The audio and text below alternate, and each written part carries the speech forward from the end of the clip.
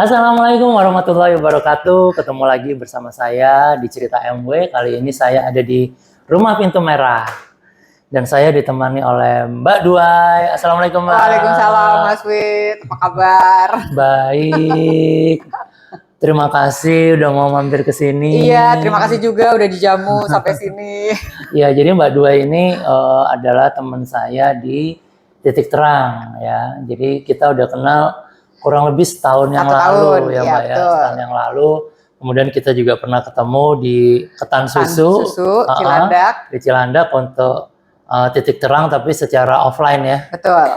Jadi Titik Terang itu sebenarnya adalah media untuk berdiskusi tentang tentang apa aja ya. Tentang apa aja, Mas, benar. Nah, kali ini Mbak Duai kebetulan ada waktu untuk mampir ke Rumah Pintu Merah sehingga kita bisa satu frame. Iya, benar. Gimana, Mbak? Iya. Ada yang mau kita diskusikan untuk hari ini? Iya, Mas. Aku mau tanya nih, kenapa segala sesuatu yang kita kerjakan harus dimulai dengan bismillah?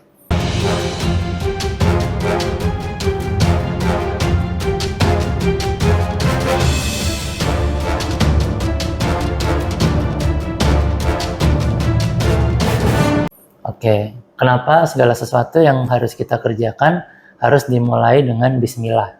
Ya. Jawaban yang paling singkatnya, bismillah itu sebuah kalimat afirmasi diri yang menjaga kita untuk tidak melakukan hal-hal yang memang tidak diperbolehkan oleh Allah. Oh, jadi sesuai artinya nih ya, Mas, sebenarnya ya. Oke, berarti kita masuk ke artinya nih. Iya. Artinya apa nih, Mbak Duai? Bismillahirrahmanirrahim. Dengan menyebut nama Allah yang Maha Pengasih lagi Maha Penyayang. Ya, kita disebut menyebut nama Allah. Artinya kita ketika mau melakukan tindakan itu harus berpikir, ini tindakan kita ini sudah sesuai sama yang Allah mau nggak sih? Ya, Allah yang Maha Pengasih lagi Maha Penyayang itu mengizinkan nggak kalau kita melakukan ini? Jangan sampai kita menyebut kata bismillah, tapi perbuatan kita tidak mencerminkan bismillahirrahmanirrahim. Oke, ya. Itu yang terjadi kan di hari ini. Ya. Misalnya statement yang simple, yang penting bismillah aja deh dulu. Iya. Jadi kayak mantra ya, Mas ya? Jadi kayak mantra. Kayak mantra gitu. Nah, ngomongin soal mantra itu kayak gini, Mas, contoh. Misalnya nih, ada pohon mangga tetangga. Terus kan suka rimbun, tuh suka masuk ke menjuntai sampai ke pekarangan kita gitu kan. Nah, kadang-kadang kan orang suka gini, bismillahirrahmanirrahim, aku ambil semoga nggak sakit perut gitu. Iya. Jadi kayak bismillah nggak ngambil supaya nggak sakit perut gitu, karena mau dimakan gitu. Iya. Jadi bismillahnya itu agar tidak sakit perut, tetapi ada hal lain yang diabaikan ya. Iya, betul. Yaitu apa? Mencuri. Iya. Karena itu bukan hak kita gitu. Iya. Terus ada yang bilang, tapi kan itu udah melewati pekarangan kita.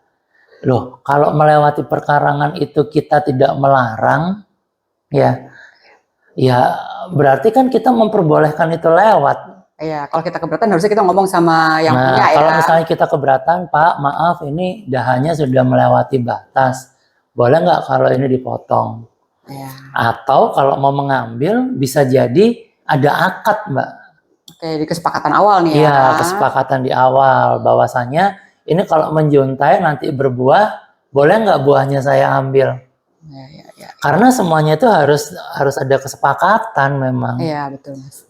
Kalau ada kesepakatan jatuhnya tidak jadi mencuri kan? Ya. Bukan mencuri, tapi memang udah hak. Iya. Karena udah ada kesepakatan. Betul. Nah, jangan sampai nih sahabat semua, kalimat bismillahirrahmanirrahim itu menjadi sebuah pembenaran dari sebuah perbuatan yang tidak benar. Iya. Misalnya udah ngambil mangga, ya udah kan udah baca bismillah. Yang penting nggak dosa. Iya. Jadi seakan-akan kalau udah baca bismillah, meskipun tindakan kita itu melanggar aturan, dianggap itu sebagai mantra penghapus dosa. Iya. Jadi sebenarnya saat mengucapkan bismillahirrahmanirrahim ini emang kita harus benar-benar mengerti, memahami, mendalami isinya sih, Mas. Benar. Jadi jangan cuma kayak sekedar oh pokoknya kalau mau melakukan ini udah Bismillah aja, Iya, gitu. iya, Ya, jadi kayak kehilangan arti, kehilangan makna, gitu iya, jadinya ya. iya. Nah, masalahnya seberapa banyak dari kita yang mengetahui makna Bismillahirrahmanirrahim itu, Iya, Mbak? iya, benar. Sehingga sering terjadi dalam tanda kutip salah kaprah, sehingga kata-kata Bismillah itu seringkali menjadi semacam mantra untuk membenarkan sebuah perbuatan yang bisa jadi sebenarnya perbuatan itu tidak baik, gitu ya. Iya, betul. Gitu. Iya. Nah, kalau kita udah mengawali dengan Bismillah nih, Mas. Kan kita selalu mengakhiri dengan Alhamdulillah ya. Oh iya. Karena minum aja contohnya, Mas. Kalau minum aja kita pertama Bismillah, setelah itu kan pasti Alhamdulillah gitu ya. Ini simple thing aja gitu. Nah, sekarang Alhamdulillah sendiri gimana ya, Mas ya? Alhamdulillah itu kita masukin lagi artinya apa? Segala puji bagi Allah kan? Ya, Alhamdulillah. Itu sebenarnya merupakan kalimat syukur. Kalimat syukur karena kita sudah diberikan segala sesuatu oleh Allah. Misalnya kita habis minum, Alhamdulillah. Artinya kita di sini mengakui bahwa air yang kita minum itu merupakan bagian dari nikmat yang Allah berikan kepada kita. Atau kita mau makan, ya makanan itu adalah nikmat yang Allah berikan kepada kita, makanya kita wajib mensyukuri. Ya. Nah, sekarang yang menjadi pertanyaan, konteks bersyukur itu apa? Ya kan akhirnya masuknya lebih luas. Lebih luas sih, benar. Bersyukur itu artinya kita sebagai makhluknya Allah bersedia menerima apapun yang Allah berikan kepada kita. Apapun loh, Mbak. Apapun ya. Apapun. Jadi kalau sudah dalam konteks bersyukur, semua yang Allah berikan itu pasti sifatnya baik. Dan kita sebagai seorang hamba tidak mempunyai kemampuan apapun kecuali menerima itu gitu. Oke.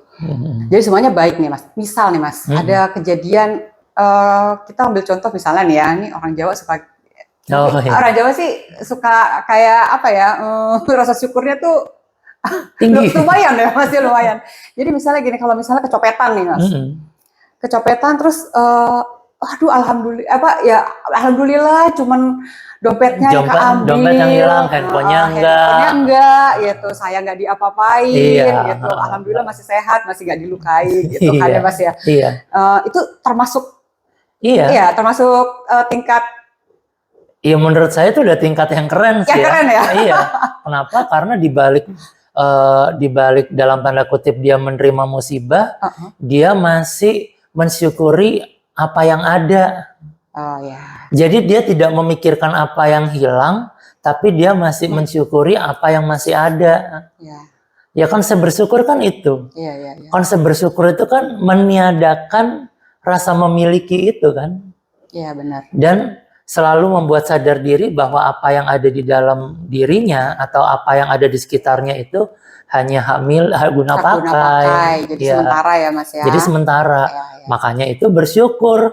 Oh, yang diambil cuma dompet, nggak apa-apa, alhamdulillah masih ada handphone, sayanya masih sehat, besok masih bisa mengupayakan lagi. Kayak gitu-gitunya. Ya memang harusnya ranahnya seperti itu sih, Mbak. Kalau kita sudah bisa bersyukur, sebenarnya kita tidak akan ngedumel ya bahasa Jawanya ya. Untuk hal-hal yang memang bukan di ranah kita gitu, Mbak. Oh, si A kok dia bisa dapat pekerjaan ini, kok si A bisa dapat nasabah yang besar, kok saya enggak, kayak gitu. Orang yang bersyukur itu tidak mau mengkorek-korek takdir orang. Ya, karena dia sudah meyakini apa yang dia terima itu pasti adalah sesuatu yang terbaik yang Allah berikan kepada dirinya. Karena kan emang yang terbaik buat kita tuh hanya Allah yang tahu ya, Mas ya. Hanya Allah yang tahu, tapi kebanyakan dari kita yang menyetir Tuhan di hari ini. Jadi ya sesuai Allah, kemauan saya gitu ya, Mas ya. Ya Allah, gitu. Saya mau ini dong. Saya mau mobil dong. Bisa dia yang bilang, kalau doa harus spesifik. Ya Allah, saya mau mobil mereknya ini, warnanya ini, keluaran tahun segini. Ya, sekarang coba deh menurut Mbak Duai gimana? Ya. Kok kita ngatur-ngatur Tuhan? Ya. Seharusnya Tuhan yang mengatur kita kan? Ya. Kita ini cuma menjalani apa yang memang sudah Allah takdirkan kan? Ya. Dijalaninya caranya bagaimana? Dengan dua hal, ikhtiar dan berdoa. Berdoa, ya. Hasilnya kembalikan lagi ke Allah. Jadi itu ya masalah Bismillahirrahmanirrahim dan Alhamdulillahirabbil alamin. Oke Mbak Duai, kira-kira ada yang mau ditanyakan lagi? Udah sih Mas. Aduh. Baik. Alhamdulillah ya sahabat semua. Jadi hari ini kita membahas dua hal yang sangat simpel, yaitu kalimat Bismillahirrahmanirrahim dan Alhamdulillahirabbil alamin.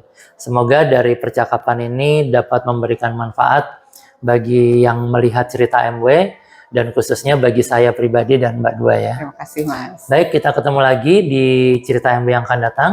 Saya Wiwit pamit. Saya Duai. Assalamualaikum warahmatullahi wabarakatuh.